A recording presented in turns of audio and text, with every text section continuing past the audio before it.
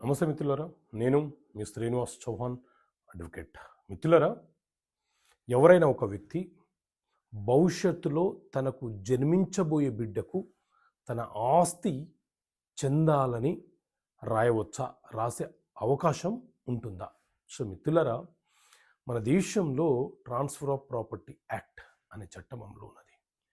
ఇందులోని సెక్షన్ 13 ఏం చెప్తుంది అంటే, ఒక తండ్రి తన భార్య గర్భవతిగా ఉన్న సందర్భంలో తనకు ఏదైనా జరిగితే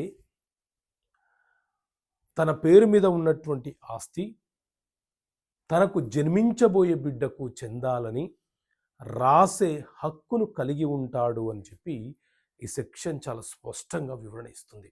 అయితే ఇది చట్టం చెబుతున్నటువంటి అంశం. దీనిని ప్రాక్టికల్గా ఒక కేసు విషయంలో నేను చూశాను.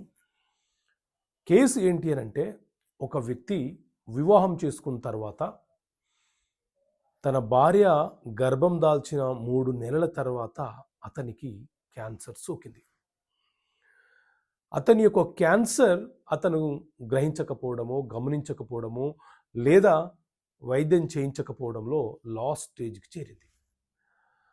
సో నేను ఎలాగో చనిపోతున్నాను, నా పేరు మీద ఉన్నటువంటి ఆస్తి ఇప్పుడు నేను ఎవరికైతే రాయాలనుకుంటున్నానో ఆ బిడ్డ ఇంకా జన్మించలేదు, అతని పేరు లేదు, అతని నామం లేదు, అతని రూపం లేదు.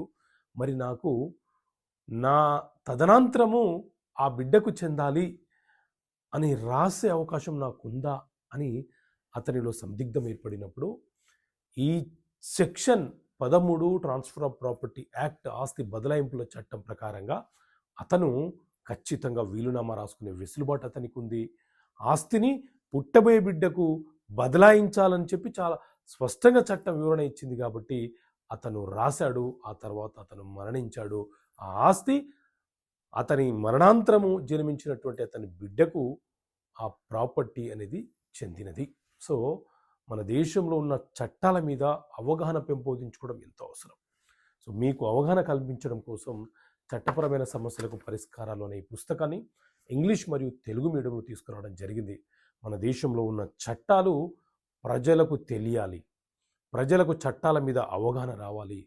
కేంద్ర ప్రభుత్వమైనా, రాష్ట్ర ప్రభుత్వమైనా, రాజ్యాంగమైనా చెప్పేది ఒకటే, ఏ చట్టాలు ఎవరి కోసం రూపకల్పన చేశామో వారికి చట్టాల మీద అవగాహన ఉండాలి. అప్పుడే పౌరులు తమ హక్కులను, బాధ్యతలను నిర్వర్తించగలరు. సో ఈ పుస్తకం కావాలనుకుంటే ఇక్కడ కనిపిస్తున్న నెంబర్ కాల్ చేసి మీరు ఈ పుస్తకాన్ని పొందవచ్చు.